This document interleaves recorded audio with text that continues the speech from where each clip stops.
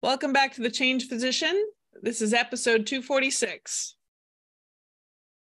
Welcome back. I'm Melissa Cady, the Challenge Doctor, with my co-host, Dr. Kevin Cuccaro, with nothing other but our returning guest, Dr. Cory Fawcett, who is Financial Success MD. You can find him everywhere. We'll put all the tags and everything you need to find him. And we have been talking about some awesome books that he's had. And if you can show Kevin, or if Cory, if you want to show yours, I just want people to see it. Doctor's Guide to Smart Career Alternatives and Retirement. And why don't we have Kevin just strike off with the first question about this book? And thank you again, by the way, Cory, for joining us. Oh, thanks for having me. I love coming chatting with you guys about whatever you want to talk about. It's a fun day off to come. What do we want to talk about? Let's play. Yes. Hey, now we have evidence that there's at least two of these books out there. Yes. And mine's in both my at the sunroom. same time. Yes. Yes. Awesome. Well, Kevin, why don't we just give people an idea of the structure, or if we want, Cory, do you want to just say why you wrote the book first, and then I'll have Kevin start off with some of the topics. Okay. Yeah. The whole point of this book was to help the physician who's kind of disgruntled with medicine and wants a change. That was the target audience for this book. And at the time I wrote it, the surveys had shown 1/3 of all physicians either wanted to retire or make some major change in their practice. And with 1/3 of the people hurting, not liking how things were going, that's just not right. There's no reason that a physician should be unhappy with their career and their practice, because there are so many options in medicine. What happens though is, and I've seen this with all my coaching clients, is we get caught up in the rut we're in. Mm-hmm. We can't see that we could get out of this rut and ride on a different part of the road. We just get stuck. And sometimes I would make a suggestion to somebody and say, well, you've thought about this? And they would, well, no, I never thought I could do that. Because you get stuck with, this is how we've always done it. Right. And you just don't think there's another option. So I wrote this for a chance for you to have basically 3 options if you're unhappy in medicine. You can fix the job you have so that you like it.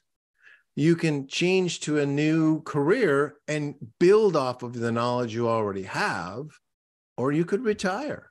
And that's what we walk through with this book, how to address this issue of, I'm not happy as a doctor and I think I want to quit.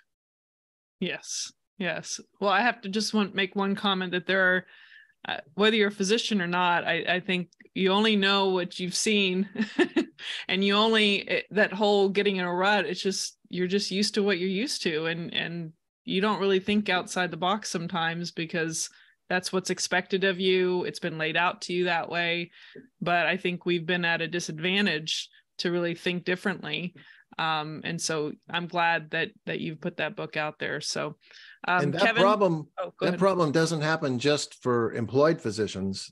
The employed ones thinks, oh yeah, you guys out in private practice, that you got it made because you can do anything you want.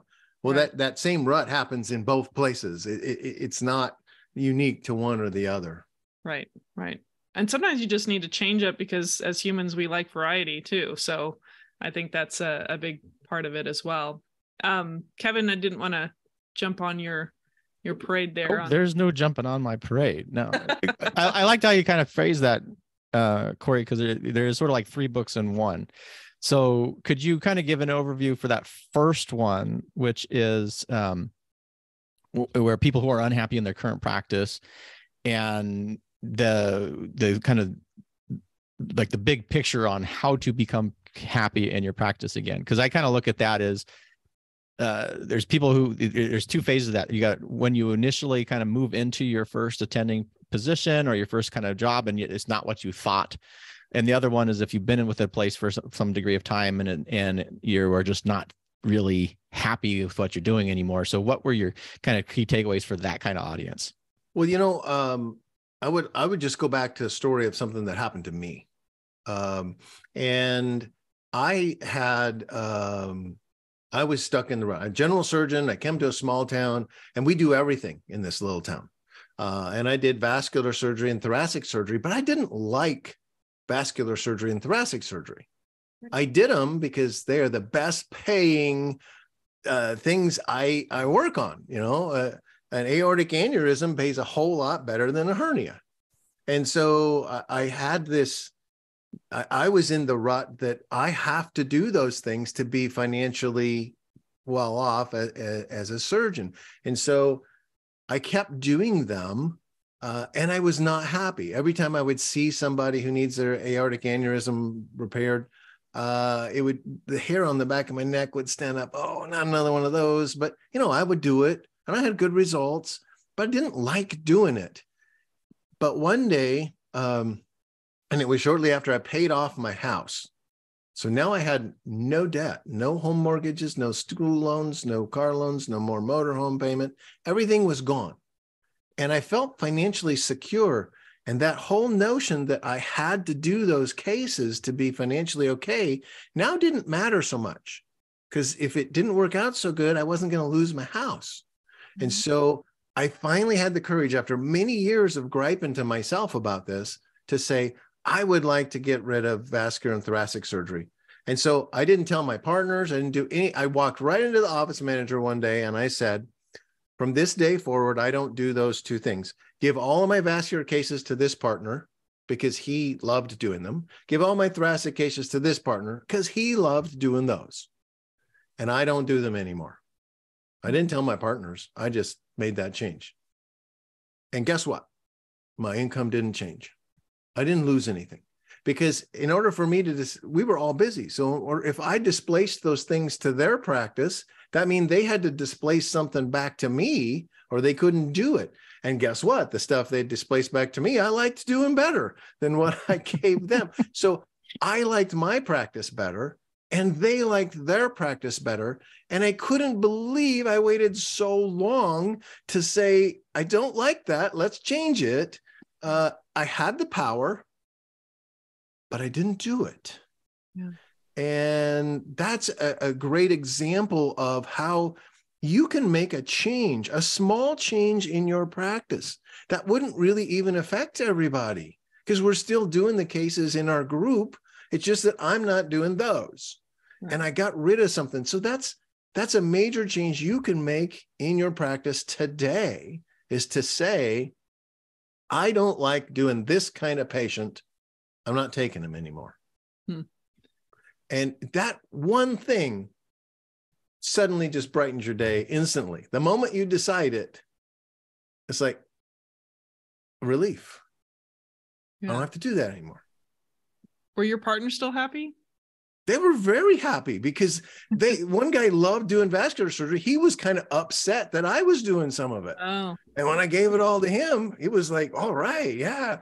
And so they loved it. I was still taking all the call I was taking. It's just that when those cases came into the office, they just didn't come to me. They went to the other guys. And there's so many things. I like to tell people who don't like their practice to write down 10 things on a list that you don't like about your practice, and 10 things on the list that you do like about your practice, the things you love. And your goal is to do less of what you don't like and do more of what you do like. So take one of those things on that list and maybe walk into your office manager and say, here's 10 things I don't like in our practice. What do you think we could do to pick one of these and get it off my plate? And now you're taking action. You pick the 10 worst things and you start getting rid of them. And if you got rid of 10 things from your practice you didn't like, and you shifted that time into the 10 things that you did like, it's going to be a transformation for you. All of a sudden you love what you're doing again. And so figuring that out, and one of the big things you got to do first is identify that. Why am I unhappy? Mm-hmm. Because if you don't identify why you're unhappy and you make a change anyway, you're just going to bring that baggage with you to the next thing you do. Mm-hmm. And you're going to be unhappy there too. So if you don't figure out what it is that's making you actually unhappy, then whatever you do is probably not going to work, because you're going to address the wrong thing. So yeah, I think that's like a key piece. And that kind of comes back to the themes that we talk about in this podcast all the time, is increasing a level of awareness. So wherever you are in your medical career, that kind of understanding why you feel the way that you do. And I loved how you put that, Cory, because if you don't, you have a good tendency you're going to duplicate it again. Because I think there's a lot of people in medicine that are unhappy, who think they're unhappy with medicine. And it may be more their environment, it may be how the practice is set up, it may be what their own preconceived expectations, or there's perception of what others' expectations may be that may or may not be true, but they're living kind of under those guides, that really impact how people feel in these jobs. So I really love that point about really making sure you recognize what it is that you're unhappy with. Because I don't know, you're probably in the same physician groups and you see people and they're like, oh, I hate medicine, I want out of it. And then they list it, and it's really not necessarily they love their patients, they love clinical stuff, but it's all the exterior factors that are going on.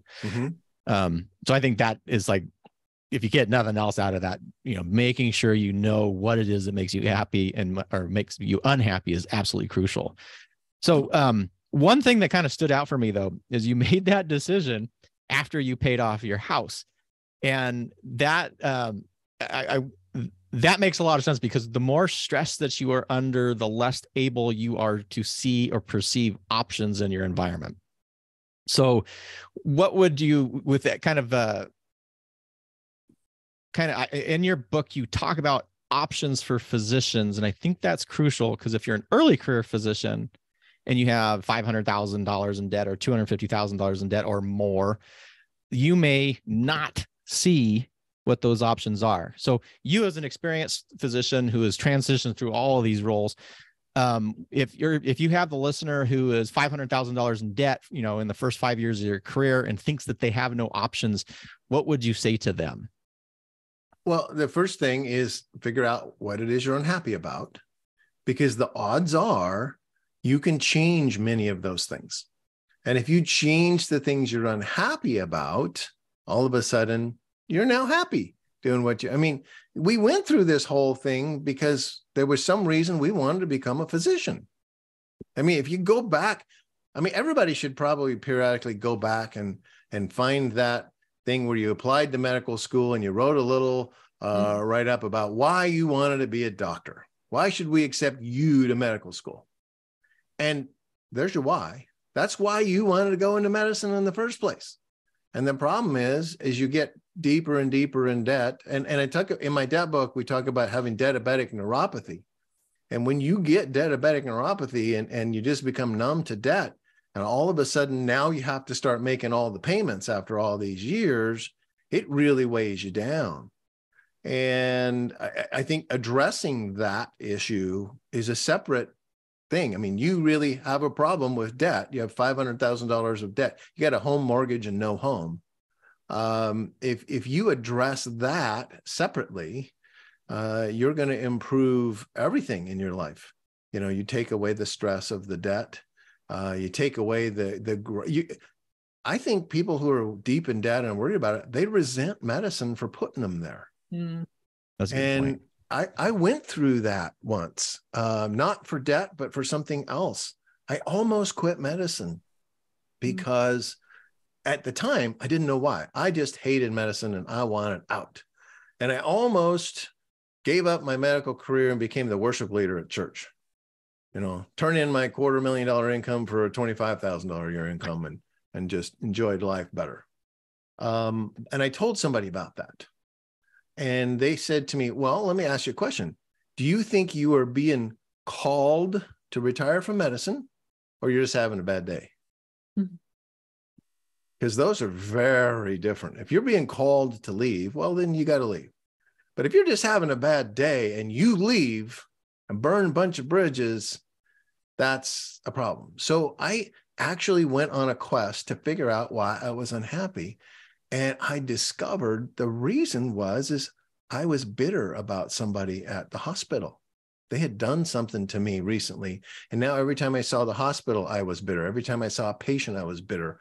Every time I had to get up and go to work, every time a beeper went off, I was mad at somebody else, and it was ruining my life. And what I needed to do was just forgive that person so I could get on with my life. And once I did that, all of a sudden, I loved my job again and I was ready to practice. But missing that key piece and not realizing that this was actually something completely external to my practicing medicine that was ruining my career and almost tanked it completely, is because I was mad at somebody. It was like, I'm drinking poison and I'm hoping they'll die, and until you solve that, and if your poison, your problem is that you're resenting all the debt you have, well, then concentrate on paying it off, because almost every physician can pay off their student loans within 3-4 years. You don't have, as long as you don't just jump your lifestyle up to your new income. If you use that new income to pay off your debt, the debt's gone really quick. And you just removed that burden from your life. And now you can maybe think clear again. But if you are resenting medicine because of something like that, it'd be terrible to quit medicine and then just bring the $500,000 debt with you to whatever you do next. You'll still be resenting the $500,000, but now you won't be a doctor. Yeah. That's hard to catch up, period. Even when I thought to myself to take a year off, imagining having to start paying my loans, even though I was going to go right back to training, I was like, that unfathomable to even like try to pay off any of those types of. And that debt created an answer to what you wanted to do, which maybe wasn't what you wanted. You wanted the year off, but you couldn't do it because you had the debt hanging over you. And that problem changed your outcome. Absolutely. And that's terrible, Yeah, well, it was a more complicated situation there, but yes, it definitely influences you heavily on what your choices or what you decide to do. I'm curious though, I know you talked about writing the 10 things that you don't like or you like, and you said that you wish you had made the decision earlier because it didn't affect you the way you believed it would be.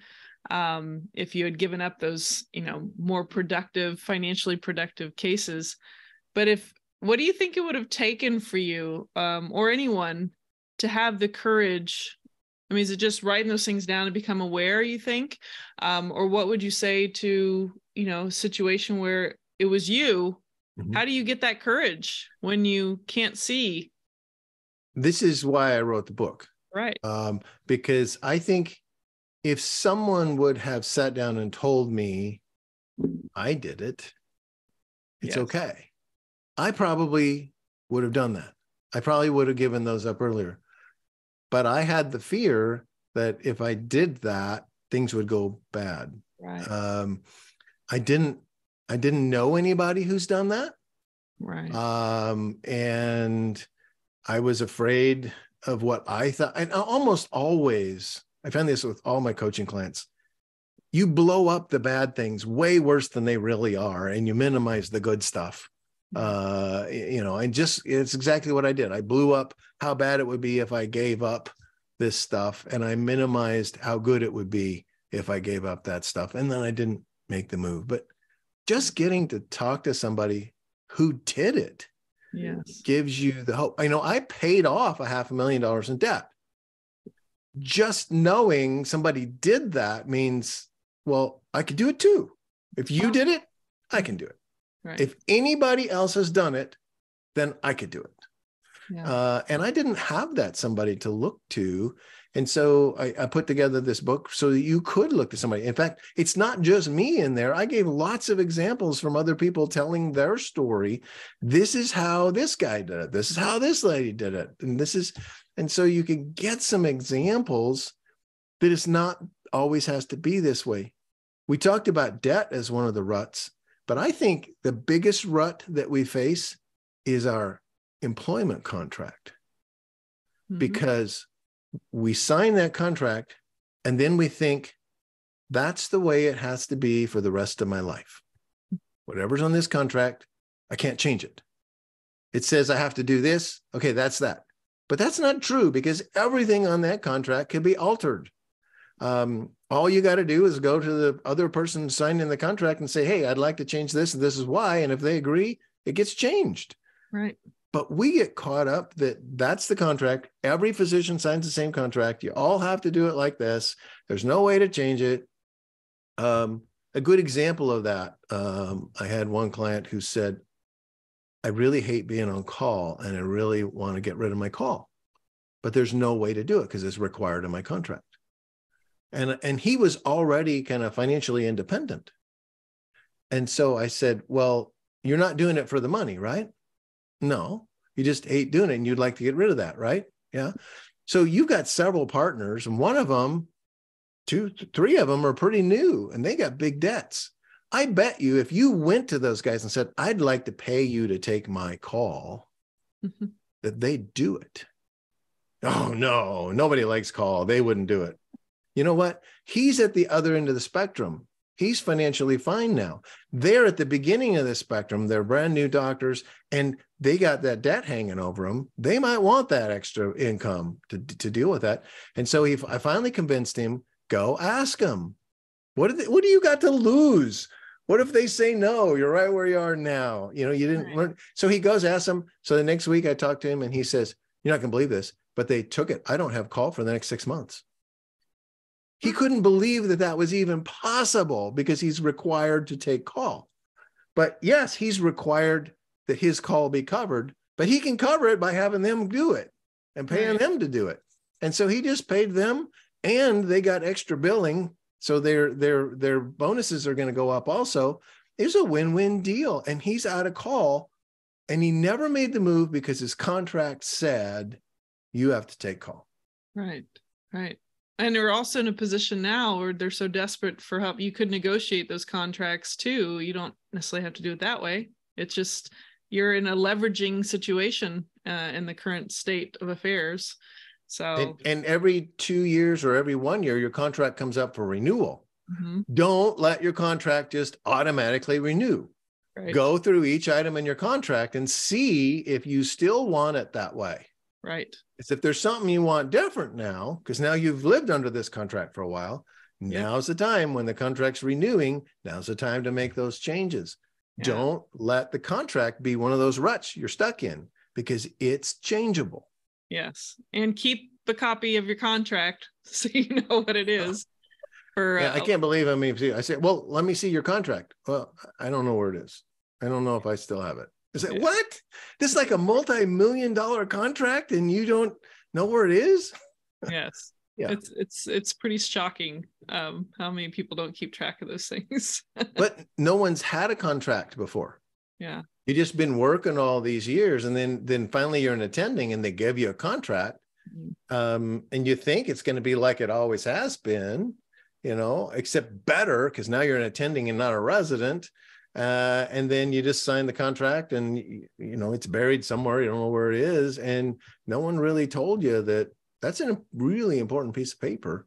Absolutely. It will drive your life. And don't let it just stand the way it is. Just because they say this is what everybody signs doesn't mean that it's got to stay that way. You can still make changes if they want you bad enough. They'll make some changes for you to get you there. Absolutely.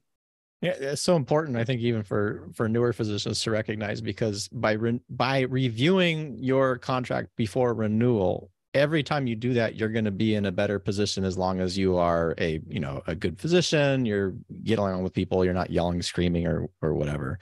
Because 2 years down the line, 4 years down the line, 6 years down the line, you're going to be more established. It's going to be way more difficult to replace you. And if people like you, they're not going to want to do that. So they're going to be much more willing to negotiate. And I love how you said that, even if they say that they don't actually change the contract, because that is so misleading. I don't know how many times I've seen that. Oh, we don't ever change the contract. And then all of a sudden you find out, wait a second, this person over here got their contract changed from the same place. Really? Yeah. So I reviewed a contract with one guy and it says right on the contract, you can't show this contract to anybody except your advisors, you know. So I became, I'm his advisor. I'm helping him with his contract. And so, but I mean, you're scared away from asking somebody else about it. because you can't ask the other docs what's their contract say, because it says right on the contract, you can't do that. You can't ask the other guys what their contract is like. And so you see all these anonymous posts in Facebook and where they say, hey, I got this clause in my contract. What do you guys think? Because he can't tell anybody. She can't ask her friend. It's you get paralyzed because it just says so on that piece of paper. Yeah. The other part I was going to bring up is this reminds me of that. I was trying to remember the actual phrase but don't answer or don't create a solution for a problem that doesn't exist yet. That's not quite right, but it's basically saying is like, people think, oh, the contract, like your people, I always have to take call. There's nothing I can do. It's in my contract. And then you say, well, why don't you ask anybody? And people assume, well, if I ask the person, they're going to say no. Or if I want this, I'm going to say this person. And what they're going to do is they're going to say, oh, that I want to change my contract. And then they're going to fire me. And they create this whole big kind of narrative in their head when really they don't have the data is wrong, because they haven't even done the first step of asking, hey, can I change this in my contract? Instead, they've answered that question for themselves. So I think that's really important, because if you have partners, ask your partners, if they would take your call, if you would pay them for it, and so that you have good data to make those decisions, that rather than just assuming that somebody's going to answer that question in the way that you're going to answer it, because obviously they're not you and they may not be feeling the same and they have different perspectives on that. And so while you're going to say no because you don't want the extra call, somebody else might. And until you know whether or not that's true, you don't have the data to make a good decision. So I think, again, excellent point there. So I used that once. I wanted to perform in a play in town. And in order to do that, they have practice 5 days a week. And then they have the play running on the weekends when it comes, this is a 2-month commitment where I'm busy every night with them. But I'm on call, 6, 7, 8 days a month. So how do I do this?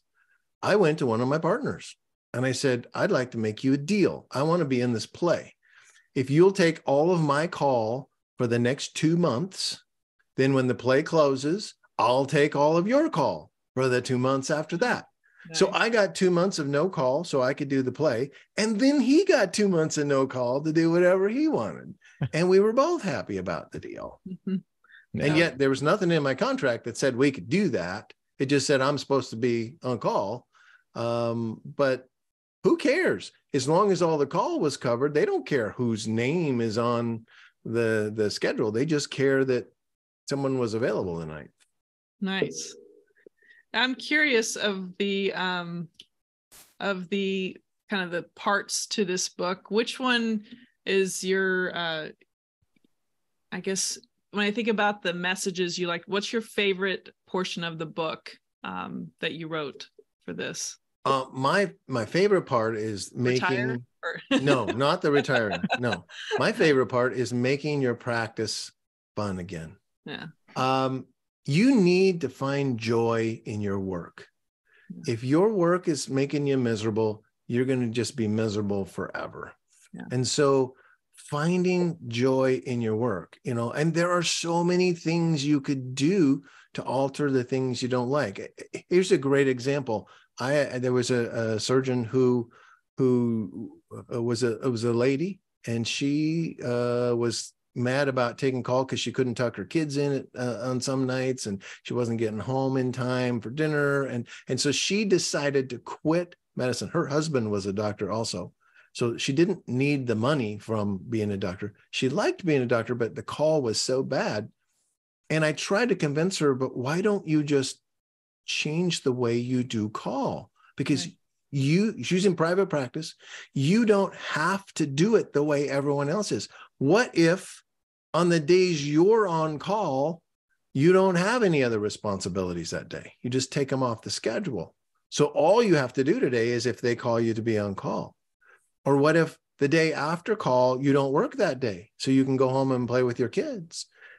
She had tremendous leeway on altering her schedule. What if she altered it so she only worked half time?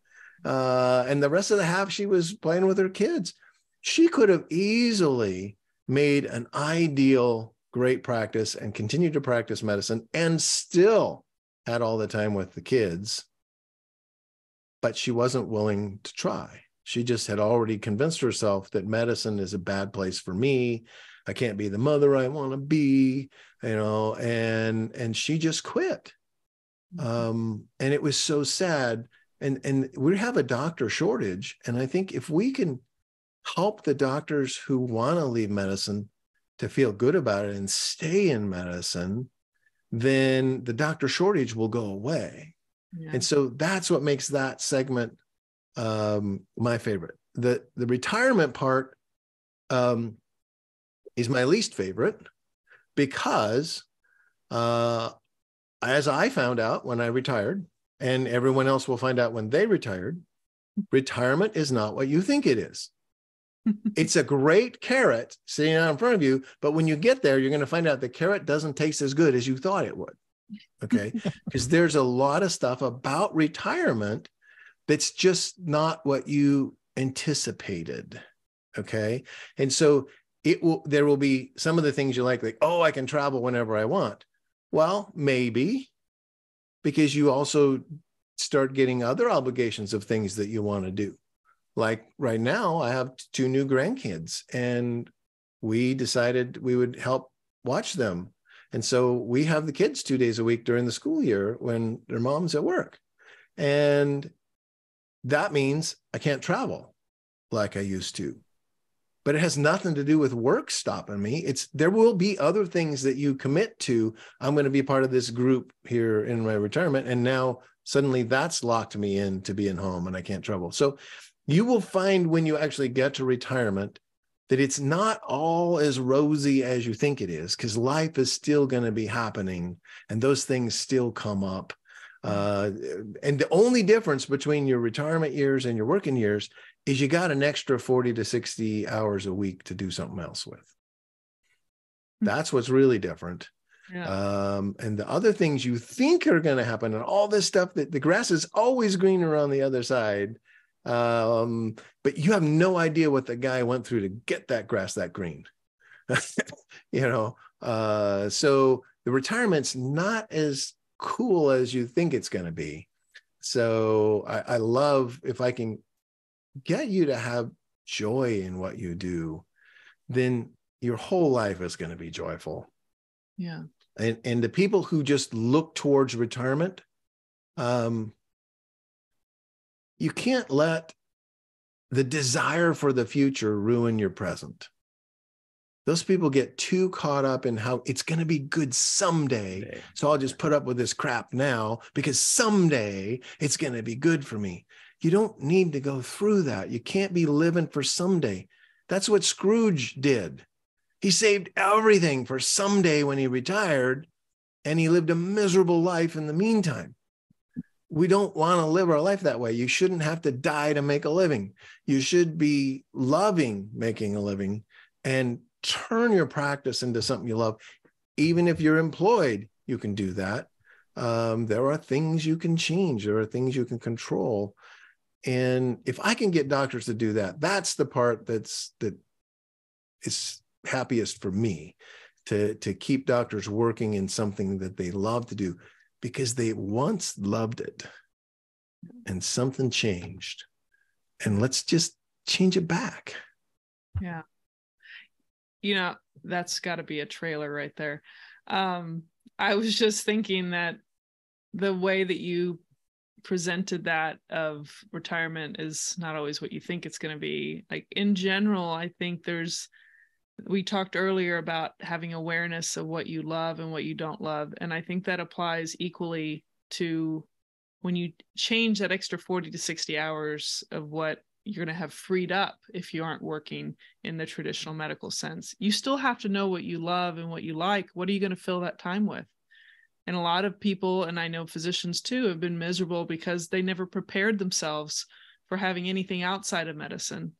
And so I love that you talked about just the idea of finding the joy in what you do. And what are you going to do? How are you going to be creative enough and explore what you love and don't love so that you can make that joyful again?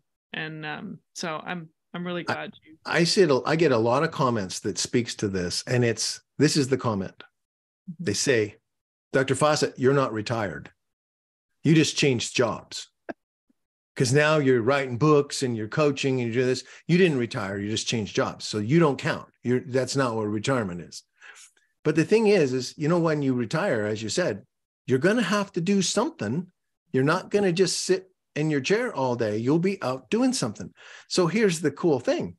My guess is if that person who says that loves to golf, I'm going to bet you that they spend more hours golfing when they first retire than I spend writing books and coaching and all that stuff. But they'll still think they're retired. But they spent just as much time golfing as I did doing something that I like to do. So the key about retiring is mostly that now you can do what you want to do because you want to do it. You don't have to go to work tomorrow. You can do what you want. If I want to write a book, I'll write a book. I'm supposed to be writing one right now, but I happen to be remodeling my house. And so I told the publisher, I don't feel like it right now. I don't want to be writing a book and remodeling my house at the same time. So let's do it after the remodel is done. And so, but see, I'm retired. I can do it whenever I feel like it. Yeah. But people think I'm not retired if I have something to do. And that's the wrong idea about retirement. You still have 168 hours during the week that you got to do something with. And it's so much nicer if you feel productive during your week and you feel like you meant something to somebody or something. You can't just sit around all the time. You should not ever be retiring from something. You should retire to something. And that was, there's a great story in the start of this book when I told my partner I was going to retire at 50. That was always my plan. At 50, I was going to retire. And I turned 50. I had the money. I said, I'm going to retire. And he says, great. What are you going to retire to? What? I hadn't even thought about that. And so he says, well, all of the docs that I know that don't retire with some sort of a plan about what they'll do with themselves, you're type A people. You got to go and be doing. And the guys who have no plan, 6 months later, they're back being a doctor again because they didn't like their retirement because it was boring. Yes. So before you retire, make sure you know what you're going to do with yourself when you do that. And so I paused and I retired 4 years later after I figured out that question. But I went to kind of part-time working and I cut back a little bit, but I didn't fully retire until I really knew this is what I'm going to do with myself when I get there. Retire to something, not running from something. I love that. I think you can kind of put that in even all three of these kind of sections, whether it's clinical, non-clinical, or retirement, is instead of saying retiring to, is it what are you transitioning to rather than what are you transitioning away from? Because if you're clinical and you think that for whatever, we talked about how you're miserable in your job, but if you don't identify what it is you're miserable about, so you transition out of that job, transition from that job to something else, you're probably going to duplicate it because you haven't set up the environment. In the same way, if you think a non-clinical career is going to be the salvation for you because you hate your clinical practice again, but you haven't really investigated that, you don't really know the implications of that, and so you're transitioning from a job that you dislike, and now you're kind of ending into a non-clinical career that you haven't really identified well. You're putting yourself in a bad situation again because you're kind of now you're not aware of what you're getting into. And the same thing with retirement, like that we're talking about is this mythos of all of a sudden you cross the gate to retirement, whatever that may be, and then somehow the heavens open up and everything becomes right again because now you're transitioning away from whatever it was to this new thing. But being able to transition to something is like being aware of what that next step is and why it's the next step is so key. And I like how you kind of identified those clinical, non-clinical, and retirement as a way that we can sort of identify what we're going to be transitioning to versus what we're trying to escape from, because those are really different mindsets and certainly impact how we process information and life satisfaction and things. So I know one doctor who was in private practice, and then he decided that He didn't like what was going on, and that the best thing for him to do was to be a salaried doctor who works shifts. So he was an internist, and he became then a hospitalist and worked some shifts at the hospital. Okay. After a few years, he realized that's not better.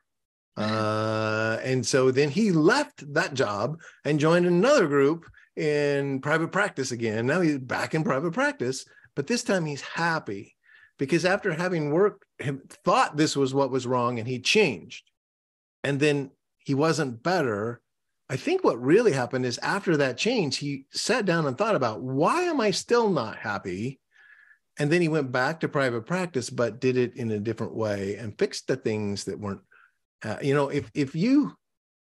if you don't solve, it's a good thing about divorce, that it's the same, not a good thing about divorce, but I mean, in divorce, it's the same thing. If you don't figure out what went wrong with the first marriage and you carry a problem into the second one, the chances of that one failing go high. And so then you end up seeing people who've had 5 spouses, what's the common denominator there? You got to figure out what it is you're bringing to this relationship that's not translating well, because every time you do this, it fails.